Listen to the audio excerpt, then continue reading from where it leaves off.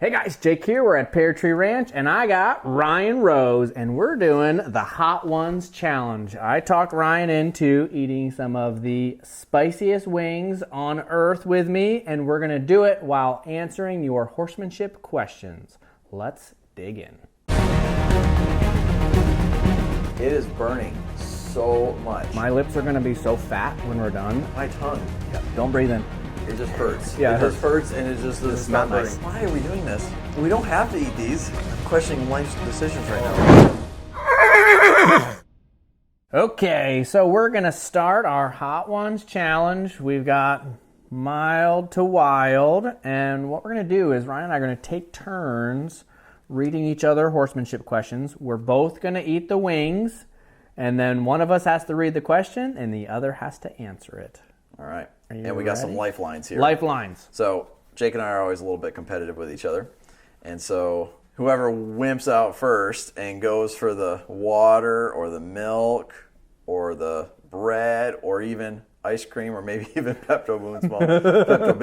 Not Pepto-Bismol. That's a horse thing. Some of you will get that joke. You know, cowboys and their Peptos. Okay, you ready? So we're going to start on this side of our cutting board. Cheers. I didn't really get much heat there. No, that's not too bad. This is the classic. This is a wing. It's a nice sauce. I think this one is garlicky wing one. Just a good wing. In. Jackie would like to know, what advice would you give someone buying a horse, but they aren't new to horses? Get a vet check. Get a vet check. Can't go wrong with that. Want to make sure you're getting a sound horse. Yep. Get yourself a vet check. Doesn't matter if you're buying it from a friend or somebody you know, just because they're not a vet. So make sure you consult a vet. Is always good to know. Yep. And then secondly, if you could have somebody that you trust as that's more of a professional. If you're not a professional, look at the horse too, because they might see things that you're not seeing when looking at them. Agreed. You know, and once you buy the horse, you're stuck a little to a degree with it if it ends up not being what you wanted. Yep. So invest that time up front. Don't make an impulse buy. Make sure you're sure what you're getting. Consult a professional. Get a vet check. Good answer, Ryan. Easy. This is easy. I got Piece this. of cake. Okay. So next question. We eat our wing and then go to the question. Eat our wing. So what do we got here? This one is Adobo Loco Island Wing. So pineapple cayenne pepper sauce. Also, for those of you that don't know, Jake smoked these wings. He is as good of cook as he is a horseman. That one was nice. That just the right. That's right heat. Sweet. The sweet was good. That is sweet. Yeah, I would eat that one again. Steffi's gonna like that one. All right. Question is, when trailering, should you tie or not tie?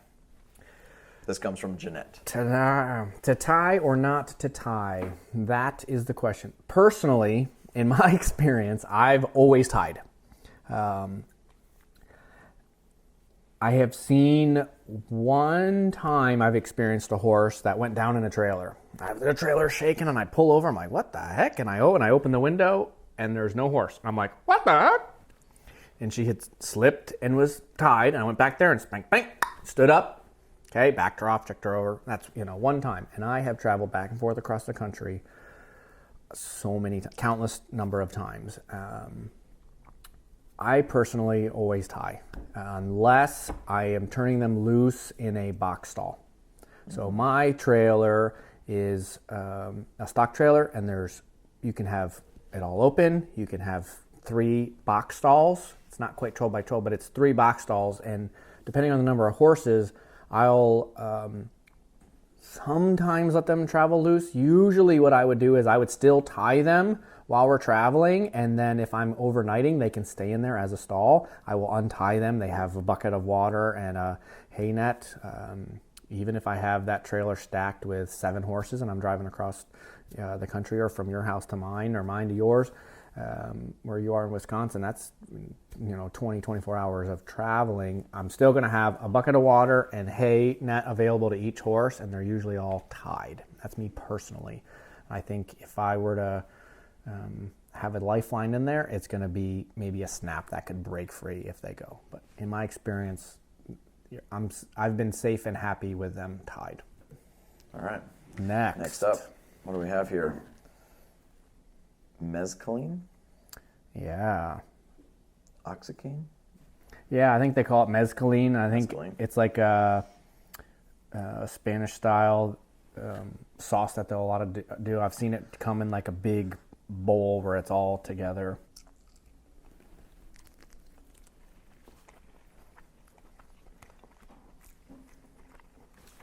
I thought they were going to be hotter at the beginning. That one's got a little bit. A little zippity. Not too bad. That's nice. I'm worried about my lips and my fingers. Just watch out for your eyes. All right. Shannon wants to know, how long does it take to teach a horse to ride bridleless? How long does it teach a horse to ride bridles?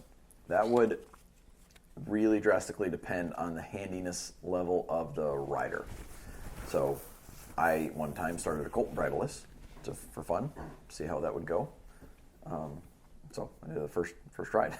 So you could do it on the first ride, or if you have a horse that's like has a lot of go, or a horse that's had some baggage, there's lots of variables within that. Mm-hmm. But I would say if you're handy and you're really skilled, it doesn't take very long at all. I think people would actually be very surprised how little it can take to get to that point. Yeah, I think it's so crucial on what's your focus, how is the horse trainability. Some horses are just naturally more trainable than others, and what's your focus. Like, okay, you can ride them bridleless, that means without a bridle, but to what fine tune? There's so many depends in that scenario, levels of measurement. So.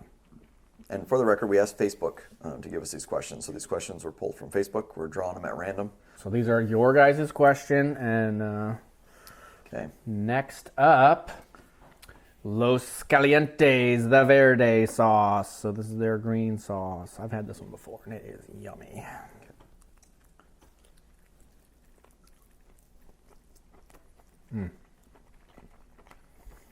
So far, all of these I would eat on a regular basis. Yeah. Great. Like I would season chicken. This would be good, even on some steak. Yeah, the first one didn't do much for me, but these last three were good. Yeah, that's very simple. That one's very good. Yeah, I like that one a lot. Yeah. A little heat coming in there. Heat coming in. Mm-hmm. The first bite, you take it and you're like, oh, that's fine. That's fine. Like, okay. It builds a little. Best way to break in a new saddle? Kendra wants to know. Best way for me is ride in it. Get it on a horse, get it moving, and you just got to put miles in it. Use it. You can quicken this process with some good oiling. So you get the creaks out. I use personally neat's foot oil. I've used just nice olive oil in the past, and you can get it kind of good and oily where it can sit. You have to be careful with newer leathers. If you let it sit in the sun, it actually will bake and cook the leather. The way they've been tanned, you have to be careful with that. My saddle maker was telling me about this. But I like them to get a little warm, get that oil in there, and then just use them. That'll help with some of the creakies and that stiffness. But every time you flip that stirrup up and do your cinches and down and up and down and up and down and up, it just gets easier, where all of a sudden that stirrup stays up on the saddle. It's not falling and banging you in the head, and it goes. And then there are certain parts. I know this guy, he's got this YouTube channel. I think he's Ryan Rose. It's you. Really good video on where to put the baby powder up in there, how to do that on the latigos to keep those slide and slick. So there's some spots that you don't want to oil, but a little bit of oil will help with some of the stiffness, but mostly it's just using it. Yeah. You got to get miles. 7th Reaper. And it's a cowboy swinging a rope riding a bronc. With that Carolina Reaper, that starts kind of flirting with the same peppers that they do on the one chip challenge type stuff. Oh boy, so these are getting hot. It's starting to get a little spicy. So that one got a little warm at the end, but I would eat all of these. These are all good so far. Yeah. And I'm kind of a wimp. I'm like the mild, medium salsa guy. You saying you need some milk? No. Are you tapping out? No. Not yet? Not even. Not even close? No. I'm going to take smaller bites, though.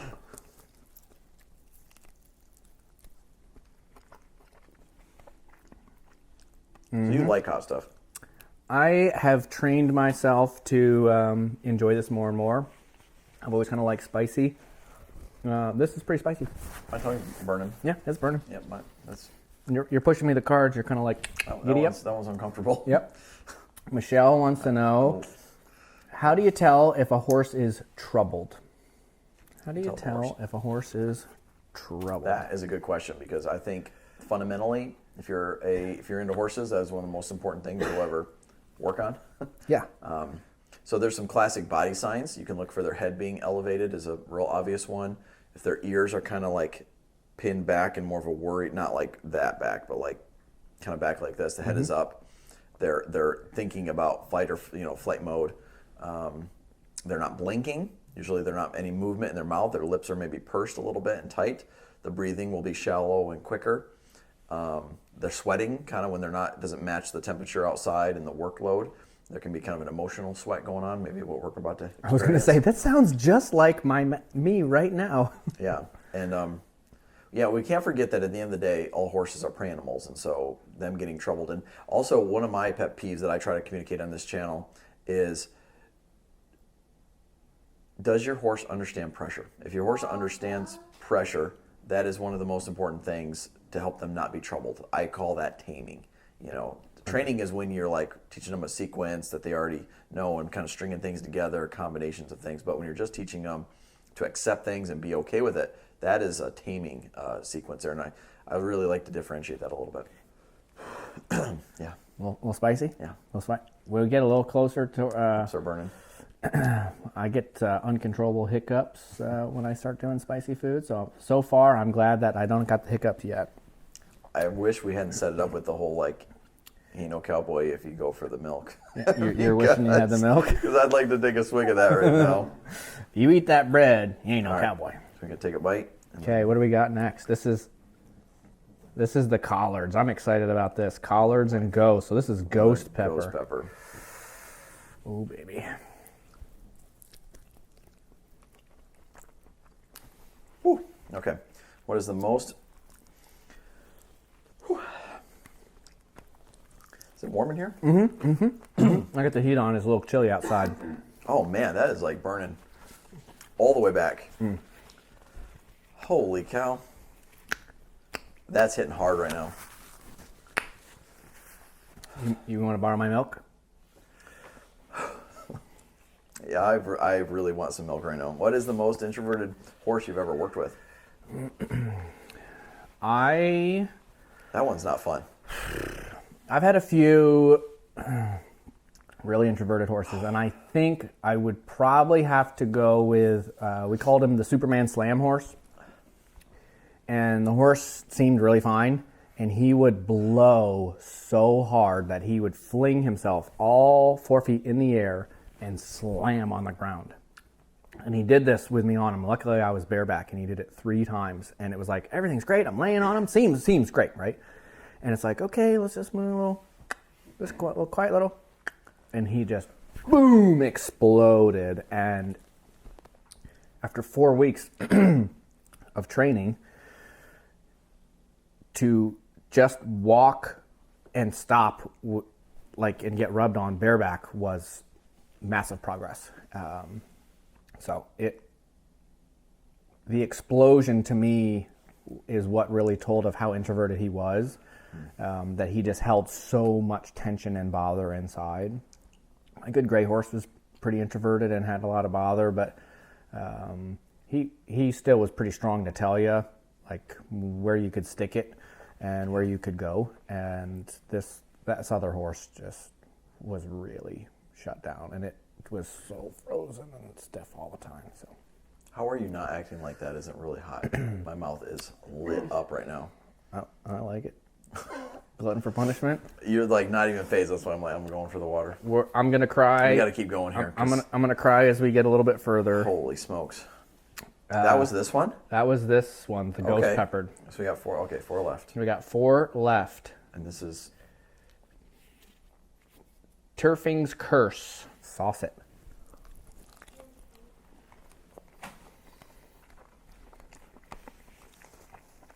Jenny wants to know, in the YouTube video, I made a big mistake. What do you feel you missed in his groundwork?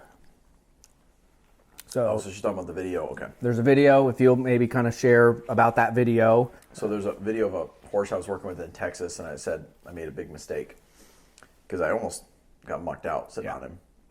My phone rang right after this happened. You called me and go, dude, I got to tell you about this. And so it really. So there's kind of like two different ways you can go about preparing a horse like that. And what I was trying to do is do a bunch of more difficult things and release him to being saddled and release him to the rider. So I warmed him up real strong. Yep. And what I did the following days is I went slower. I let it take longer and I went slower. And by going slower, I never brought the horse up to that point of going there. And then I was able to ride him softer and it went better. Yep. So by trying to expose him more, because here's the problem with going slow all the time. Like there's nothing wrong with going slow for time periods, but if you do that with all the time, you're going to end up getting surprised. Yeah. So you're riding horses that are underexposed. You don't want to overexpose them, but you don't want to underexpose them. So you're trying to find the sweet spot. So on that particular horse, I think I had his life up a little too much, and if I just went around him a little bit, when I went around him a little bit slower and softer, it worked better. So hindsight's 20/20, and that was my second day with that horse. So I was figuring him out. Yep. And but that horse is still the margins of error on that horse were thin. Wow. Real thin, and that's what made it challenging because most people, amateurs, would not. Even a lot of professionals, I don't think, would be able to get along with that horse if they didn't go about it just the right way and were really paying a lot of attention to reading him. Yeah. And so where I made the mistake of, what I did to change strategies is I went slower, took longer, added more time. Yep. And it went better. My tongue is like warm and it feels kind of almost numb at this point. Yeah. Does it feel like it's swollen? Yeah. Like you almost can't talk? It's getting there. Yeah. It's getting there. And my lips are going. Oh, man. We're getting towards the end here.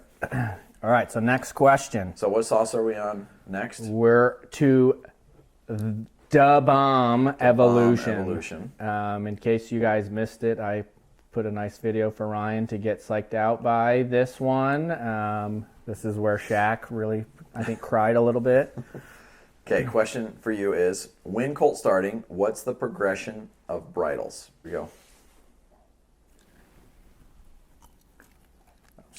I'm scared. I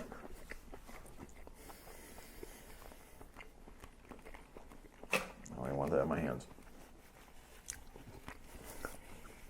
This is gross. It's nothing. Okay. I don't even want to finish the rest of that one. I regret nothing. Okay. What is the progression of bridles when colt starting? Here comes the hiccups. Yep. Oh, there. Wow. Okay. Wow. Oh, when colt starting, what's the progression of bridles? So for me, because I do a lot of groundwork and I start in that rope halter. That one is not funny. No, it's not. Sorry. I'm going to try to not drink that milk. I'm trying, but I hate my life right now. Don't breathe. My tongue. Yeah, don't breathe in. If you breathe, it's worse. Because I start in that rope halter, then when I progress... It just hurts. Yeah, it just hurts and it just doesn't stop hurting. Nice. I just want to So now you know why I had the bowl of ice cubes so you can put your face in it. I'll start in those first rides in then a rope hackamore. So it's just a rope halter with reins tied to it. I will stay in that for as long as I can, and then usually I progress to a heavy hackamore, either a 3/4 inch or a 5/8. From there, I go to a 1/2 inch, and usually in that time period, depending on who the horse is for, I do a snaffle bridle, and then maybe into a little shanked bit, which is usually the same mouthpiece as the snaffle, 3-piece, where it won't scissor, but then they get a little leverage. If it's for me, I try to skip some of that, and I'll go from that 1/2 inch into like a 2 rein setup, have them start carrying a spade bit, till straight up in the bridle. But that's usually on my own personal horses or my pair babies versus horses I'm doing for other people. And I got that all out, and I didn't die. Yeah, it hurts. It hurts really bad. My mouth, Yeah. it is burning so much. My lips are going to be so fat when we're done. I'm going to kiss the ice cream like this. I'm going to dunk my lips in it, but when you have ice on it, it helps for a moment. I need to wipe my nose. Okay. Careful around your eyes. Okay. That one is just painful. Yep. That is just pain. Okay, we got to keep going here. We keep going. Okay. Next I want is this over with.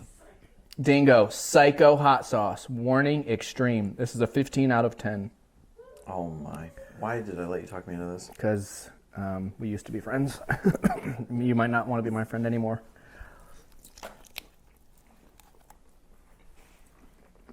Why are we doing this?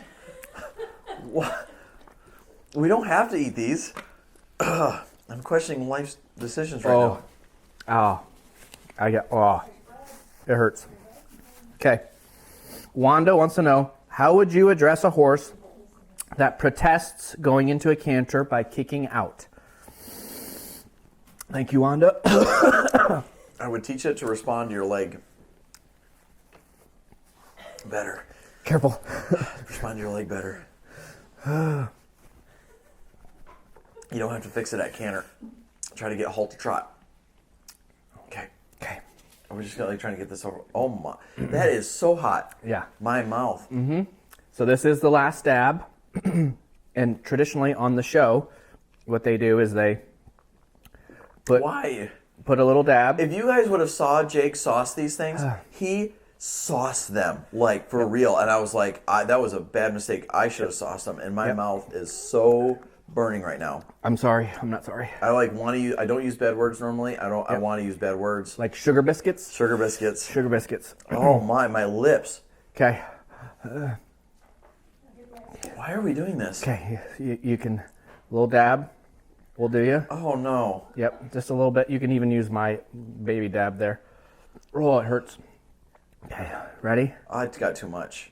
You want a napkin to wipe it off? Why are we dabbing? A little rough. Yep.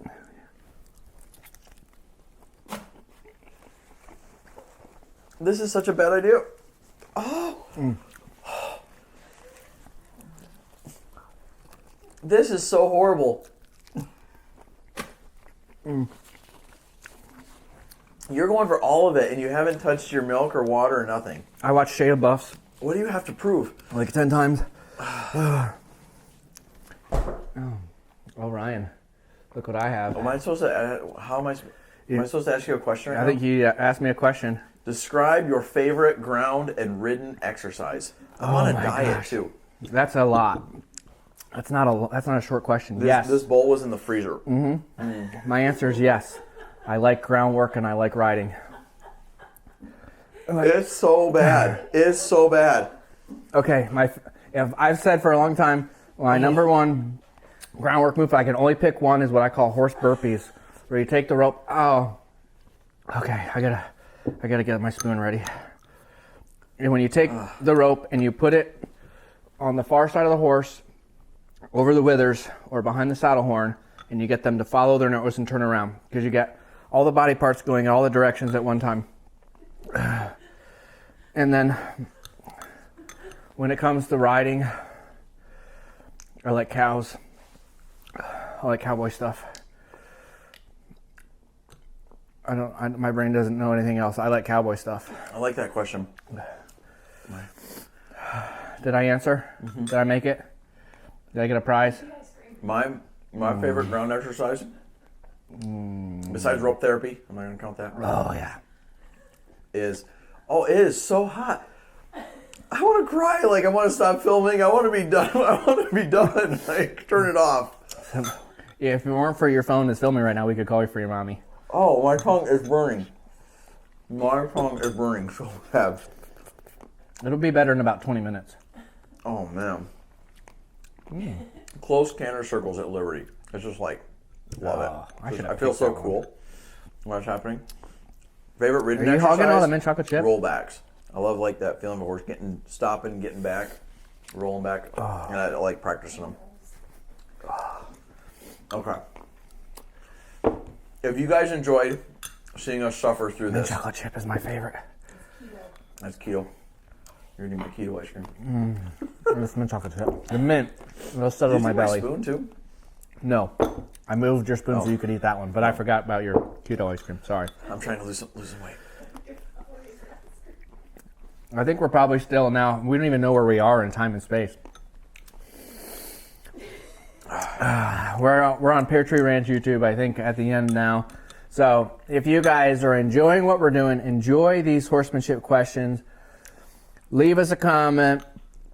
Tell us what questions do you wish we would have answered. And in that list of questions, we might do a cold plunge, ice bath, horsemanship round. This is what I want to do, what he does want to do. And so we will also film that for you. So make sure you fill the comments with all your horsemanship questions. Ryan, thank you for playing along with my sick, twisted game that has caused us to question reality. Ooh. I'll worry about tomorrow. Question reality.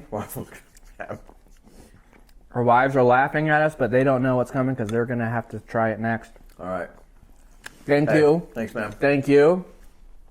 And we'll see you next time. Don't forget to like and subscribe. Show love for our suffering.